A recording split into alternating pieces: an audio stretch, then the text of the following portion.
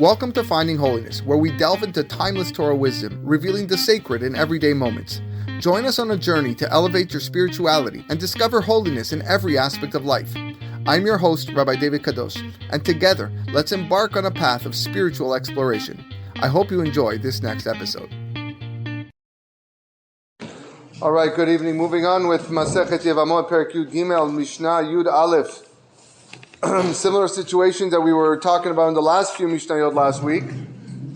Gedola uktana, if a man married two wives, one of them who was an adult lady, therefore that marriage was biblical, and a ketana, an underage orphan girl, and now the husband dies, no children, they both fall to the brother in Yibum.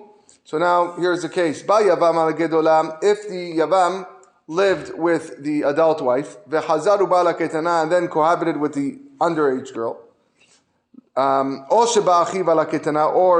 his brother then cohabited with the underage girl, lo pasarat gedola. He does not disqualify the adult wife from staying married. The adult wife had a biblically bonded yibum bond with him. So therefore, that yibum is valid, and therefore she remains a wife. However, if the yavam first cohabited with the underage girl and then lived with the adult wife, or his brother then cohabited with the adult wife, in that situation, he disqualifies the ketana, the underage girl, from staying married to him because that was a marriage only through rabbinic law. And therefore, when the yavam lived with the adult wife, it was posel and she has to leave husband. Rabbi Elazar says, we don't allow the rabbinic yibum of the underage girl to prohibit the adult wife from staying married to the yavam. Instead, milamdina ketana shetemaen bo. We just teach the underage girl to make yibum, mi'un, with the yavam, and therefore her marriage is retroactively erased. That's what we spoke about before. So he never legally performed yibum with this girl because they were never technically married. Okay, Mishnah Yud Bet. But if rabbinically he was allowed to do yibum with the underage girl, now are you saying that because he went down to the adult woman, it voids the rabbinic enactment? So what? The rabbinic enactment has no force? It's not. Yeah, she has to leave. She can't remain married because the bond, the yibum bond with the adult lady overrides that of the ketana. He can have more than one wife. He could. Yeah, but it was taken through yibum. It wasn't taken through whatchamacallit. Yeah. So therefore, when you have you have the if it was the other way around, then there's a stronghold. Yeah, because that was biblical. But yeah, that's what the Mishnah says. Okay, I take it. Okay. Yabam katan sheba al yabama ketana. If you have an underage boy, okay, yabama who goes and cohabits with an underage girl, okay, yigdelu ze im ze. They grow up together, meaning they remain married, and if they wish to end their marriage and divorce after they reach adulthood, then that's fine. Only an adult can give a divorce, not a 9 or 10-year-old boy. So they have to wait till they get older. Bal yevama gedola, if this young boy cohabited with an adult yevama, okay, again that's any age 9 or over, tegadlenu, okay, if they don't want to remain married, then she would literally mean she would raise him, meaning wait for him until he gets to the age of adulthood, and then he can divorce her. Hayevama she'amra betoch 30 yom lo niv'alti.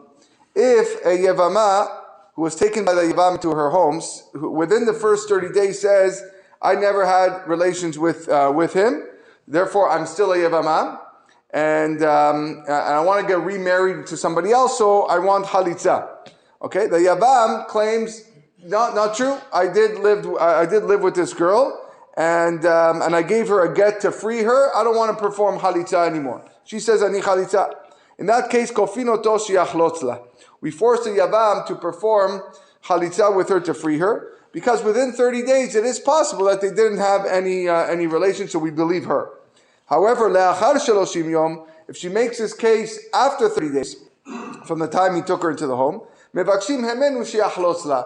Then we just ask him to perform chalitza with her, but we don't force him to do so, because once they've lived together for 30 days, we consider it very highly unlikely that he has not cohabited with her. So we just ask him to perform chalitza with her,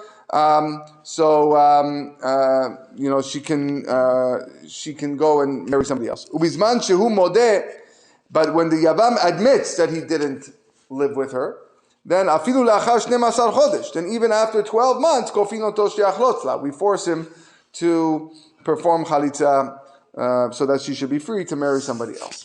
Last Mishnah of the parak. Hanoderet hana'a miyevama bechaye ba'ala. Interesting case. All right, so here the wife got in a fight with her brother-in-law, okay, the husband's brother, and she made a neder.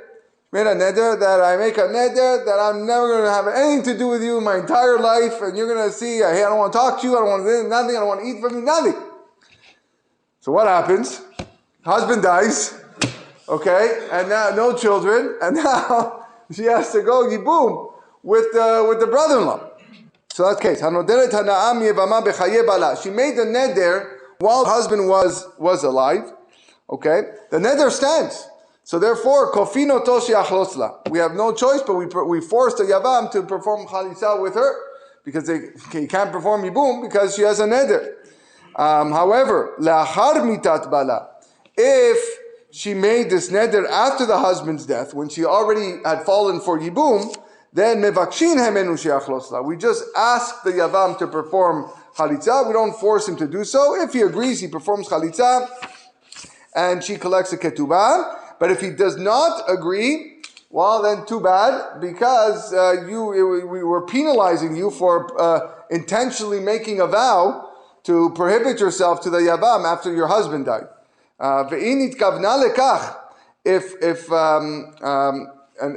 the court was to figure out that she did indeed, again, intend to do this to avoid yibum, afilu bechaye bala, even if she made the vow while her husband was alive,